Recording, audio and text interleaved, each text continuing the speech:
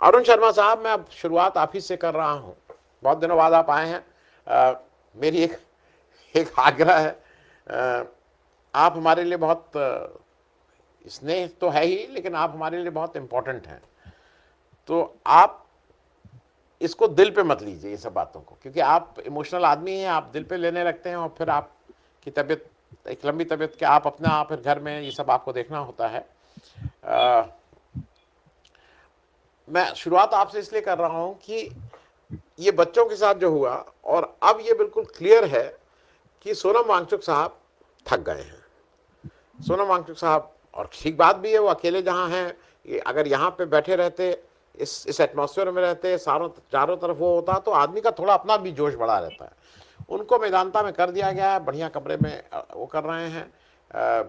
और वहाँ पे सब लोग मिलने जुलने जा रहे हैं। भाई नड्डा साहब आ रहे हैं, जितेंद्र सिंह आ रहे हैं, तो वो ज़्यादा इंपॉर्टेंट काम भी उनको याद आ रहे हैं।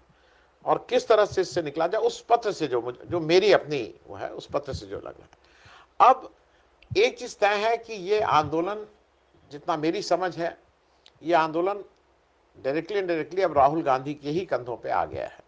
क्योंकि वो अगर बिल्कुल पार्लियामेंट में अंगद की तरह अपना पांव जमा के बैठे हैं कि धर्मेंद्र प्रधान का इस्तीफा होगा तभी कोई बात होगी, तो उससे उस पूरे आंदोलन को जो जंतर मंतर पे चल रहा है उसको एक बड़ा बल मिल रहा है। क्योंकि वही उन बच्चों की भी डिमांड है कि धर्मेंद्र प्रधान इस्तीफा दे दें, और उनका तो आगे कुछ भी नहीं है।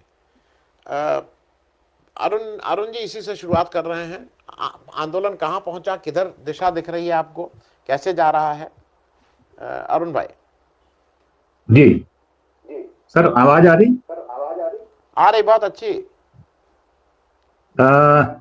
जहां तक आपने अंतिम बात कही कि सारा भार जो है वो राहुल के कंधों पर सौंप दिया है, तो जब हम आरती करते हैं तब भी भगवान से यही प्रार्थना करते हैं कि सारा भार आपके कांधों पर। किसके कांधों पर होता है? जो विकल्प दे सकता हो, जो लीडिंग रोल कर सकता हो, जो अपेक्षाओं पर खरा उतर सकता हो, जिसमें संभावनाएं हो, जिसमें संवेदनाएं हो, जो संवाद कर सकता हो। अब ये सारे गुण जो हैं, ये मानवीय होने के साथ साथ, आर्थिक होने के साथ साथ सामाजिक भी है। और ये सारी संभावनाएं हम राहुल बाबू में देखते हैं कि भाई वो यंग हैं। जैसा उन्होंने एकदम निर्णय लिया कि मुझे सिर्फ विरोध नहीं करना, विरोध में कुछ ऐसा करना है जिससे सामने वाली जो जिद्दी पार्टी है या सरकार जो है, एडमेंट है किसी विषय पर, वो नहीं मानती। 12 वर्षों का इतिहास है मेरे पास, तो उनका इतिहास जो है वो 35 से 40 वर्षों का है। मैं निश्चित तौर पर नरेंद्र मोदी को अच्छी तरह से जानता हूं। अगर उनको अपने कमरे में झंडे वाला जो आरएसएस का ऑफिस था, झाड़ू नहीं लगाना, तो वो नहीं लगाते थे। और अगर उनके मन में आ गया कि मुझे आज सारे स्वयंसेवकों के बर्तन मांजने हैं, तो वो मांजते थे। तो ऐसा आदमी जो कि जुनूनी हो, मुझे लगता है पर्टिकुलरली ये जो केस है, इसके साथ साथ मुद्दे और भी हैं। खाली शिक्षा और परीक्षा प्रणाली की विश्वसनीयता या महंगाई या आम लोगों की आर्थिक स्थिति जो अब हो गई है, अब हम नीचे से निचले पायदान पर जा रहे हैं। मेजॉरिटी ऑफ द इंडियंस हम नीचे जा रहे हैं। सरकार और विपक्ष में, दोनों में संवाद करने की कोई क्षमता है नहीं। अगर एक व्यक्ति संवाद के लिए तैयार है, बार बार वो पार्लियामेंट के अंदर आता है, तो जो सत्ता पक्ष है उसमें जो सर्वोच्च पद पर बैठा हुआ व्यक्ति है, वो अभिमान से भरा हुआ है। उसको ऐसा लगता है कि जैसे मैं राहुल से बात करके अपनी डिग्निटी को चैलेंज कर रहा हूं। वो निर्विवाद रहना चाहते हैं कि वो किसी की बात नहीं सुनते। और ये जो मैसेज है ये तो हमें 12 वर्ष पहले मिल चुका है। ये आपको वहम होगा इनके विषय में, मुझे कोई वहम नहीं है। मैंने आपके चैनल पर बार बार कहा है कि मोदी साहब अपने हर बार एक नीचे वाले पायदान का जो संवेदना होती है वो दिखाएंगे, और वो दिखा रहे हैं, निरंतर दिखा रहे हैं। सब्जेक्ट चुनावी राजनीति हो, संविधान हो, या पूरी ईमानदारी से देश की सेवा या देश का कार्य हो, वो करता ही नहीं है।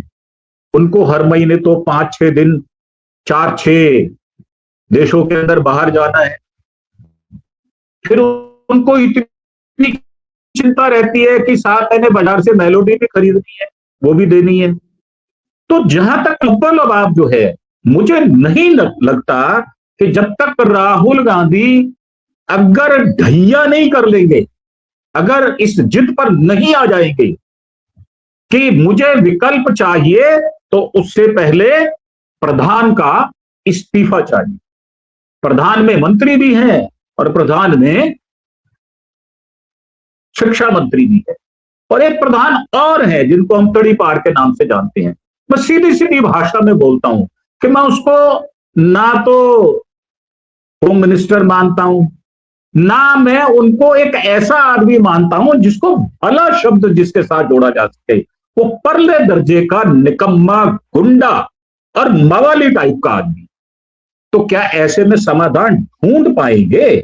बिल्कुल नहीं। ये अगर मोदी जी ने आज कह दिया है कि मैं फास्ट ट्रैक बनाऊंगा, तो आपको याद होगा, मैं आपको याद करा देता हूं कि कोई एक उनका वचन है रेपिस्ट के बारे में कि 3 दिन में फांसी, 7 दिन में फांसी, 15 दिन में। अरे भाई साहब, मुझे एक केस बता दो जिसमें 1 साल में फांसी हुई हो, 8 महीने में फांसी हुई हो। अब भी क्या किया है आनंद सर? हमारे बीच में हमारी संभ्रांत महिला बैठी हुई है, बात करते हुए शर्म आती है मुझे। कैसे कैसे जो हाथ में, अभी आपने दिल्ली पुलिस की बात कही तो शर्म से सर गड़ जाता है जमीन में। हमारे समय में जो लठ हुआ करते थे उनके आगे काले काले इतने 3 इंच 4 इंच के रबड़ होते थे, हत्था पकड़ने के लिए रबड़ होता था, ताकि इसकी चोट जिसके ऊपर इसको चलाया जाए उतने प्रभावी ढंग से ना लगे। एक सबक टाइप का होता था। जब हमें ब्रीफिंग की जाती थी, जो डीसीपी स्पेयर जो होते थे, जो हमारी फोर्सेस होती थी, जब उसको ब्रीफ किया जाता था तो खास तौर से इस बात पर जोर दिया जाता था कि मानवीय शरीर है, वर्दी के नीचे आप भी वही हैं जो वो हैं, वो सिविल में आप खाकी में हो, तो ऐसी चोट ना मारिएगा जिससे बच्चा या सामने वाला लंगड़ा हो जाए। और मैं तो अवार्डी आदमी हूं मंडल का। जब शर्मा जी ने वहां पर दिल्ली यूनिवर्सिटी में सुसाइड कर लिया था, मुझे अवार्ड मिला, कैश अवार्ड मिला, A क्लास कमांडेशन सर्टिफिकेट मिला। भीड़ को नियंत्रण करने के लिए जब हम अपने पुलिस कमिश्नर को होम मिनिस्टर बुलाते हैं तो ये बारीकी वाली बात नहीं समझाते। पुलिस ट्रेनिंग के अंदर ये सब कुछ मिल जाता है, और हर 3 साल में रिफ्रेशर ट्रेनिंग होती है सर, कि आपने क्या किया। वर्क कंडक्ट रिपोर्ट जाती है और अफसर छांटे जाते हैं। कैसे एनकाउंटर स्पेशलिस्ट आ जाते हैं निकल निकल कर कि ये इनकाउंटर स्पेशलिस्ट है, ये गुंडों को संभाल लेता है, ये लॉ एंड ऑर्डर संभाल लेता है, ये बड़ा अच्छा पीआरओ है। इसे ऐसे लोगों को एसएचओ बनाया जाता है, ऐसे लोगों को एसीपी बनाया जाता है। तो मेरा मानना ये है, जितने रफ ढंग से इसको ट्रीट किया जा रहा है ये सर्वथा अनुचित है। मतलब मैं पीड़ा होती है। क्या आपसे बात करूं कि महिलाओं के साथ, हमारी बच्चियों के साथ, और मैं तो कहता हूं मेरी ग्रैंड डॉटर्स के साथ ये सब कुछ किया गया है। कितना शर्मनाक है ये। सिर झुकता नहीं है क्या? आप ठीक है ना, ऐसी जगह लगा दिया जाए डीसीपी रिजर्व में कि आपकी शक्ल कोई ना देख पाए, परंतु आपके घर वाले तो आपकी शक्ल देखेंगे ना। राहुल गांधी समस्या का समाधान करें, ये पक्ष विपक्ष दोनों ही चाह रहा है। खाली आप नहीं कह रहे, पक्ष के लोग भी कह रहे हैं कि इस समस्या का हल अगर निदान चाहिए तो राहुल गांधी के हाथ में बागडोर देनी पड़ेगी।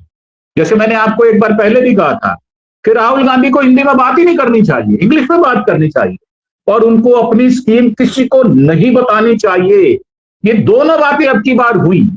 उन्होंने किसी को इन्फॉर्म नहीं किया, उन्होंने खड़गे साहब को कॉन्फिडेंस में लिया, अपनी मां को नहीं लिया। सोनिया जी को नहीं पता था कि मेरा बेटा प्रधानमंत्री आवास के बाहर लेट जाने वाला है, बैठ जाने वाला है। और तो और मुझे तो शक है कि क्या प्रियंका को भी बताया गया था या नहीं, या ये कहते कि बहन मेरे साथ चलो, मेरा साया बनकर, वो साथ ले गए हो। और वैसे भी प्रियंका जितना राहुल का ध्यान रखती हैं, ये जोड़ी अगर मिल जाए तो मैं आनंद सर बड़े विश्वास के साथ बात कर रहा हूं, इस समस्या का बहुत सुंदर समाधान निकलने वाला है। क्योंकि जो प्रेजेंटेशन उन्होंने दी है, 3 उन्होंने मांगे रखी हैं, अगर ऐसे समाधान वाला प्रेजेंटेशन वो दे दें, मेरी हाथ जोड़कर उनसे रिक्वेस्ट है, वो बना सकते हैं, वो काबिल हैं, उन्होंने समस्याओं को ग्राउंड जीरो पर जाकर देखा है। तो मेरा मानना यह है इस समस्या का समाधान नहीं निकलेगा, इस समस्या का ऐसा समाधान निकलेगा कि दोबारा कभी हिंदुस्तान में शिक्षा प्रणाली जो बनेगी उसमें ऐसी कुरीतियां नहीं आएगी। तो ले देकर अब यही कह सकते हैं कि अगर मोदी जी थोड़ा सा अपने आप को एकोमोडेट कर लें, जैसे मेरी मां मुझे कहा करती थी कि बिल्लू अगर तेरी मुंडी नहीं नीचे होती तो मेरी जूती है, वो कर देगी तेरी मुंडी नीचे, ये तेरी जिद जो है धरी रह जाएगी, जूतियों से तेरा सर गंजा कर दूंगी, ऐसे बोला करती थी वो। और वो उनके शब्द आज भी मेरे को काम में आ रहे हैं। जैसा कि आपने कहा तबीयत खराब रहती है, बिल्कुल रहती है, परंतु क्या करूं उस खराब तबीयत का। जो संवेदनाएं एक मनुष्य में, एक हाड़ मास के आदमी में होनी चाहिए, वो मुझ में भी है, वो आप में भी है, वो हमारे बैठे हुए जो पैनलिस्ट हैं उनमें भी है। हो सकता है मुझसे ज्यादा हूं, परंतु मैं आक्रोश में आ जाता हूं, क्योंकि मैं बर्दाश्त नहीं करता। मेरी ट्रेनिंग, मेरी ट्रेनिंग ऐसी हुई है, मेरे पिताश्री ने मुझे डंडा मार मार के सीधा किया है। तो मेरा मानना यह है कि अगर आपको राहुल जी से उम्मीद है तो उनके हाथ मजबूत करने के लिए हम जो साधन बन सकते हैं वो हमें साधन भी बनना पड़ेगा, अपनी बात को लोगों तक फैलाना भी पड़ेगा, विपक्ष को इकट्ठा भी रखना पड़ेगा, सहमति भी बनानी पड़ेगी, और कार्यक्रम ऐसा होना चाहिए जो सबको साथ लेकर चलने वाला हो। तो मुझे लगता है कि राहुल एक विकल्प अच्छा दे सकते हैं, ऐसी मेरी उम्मीद है जी।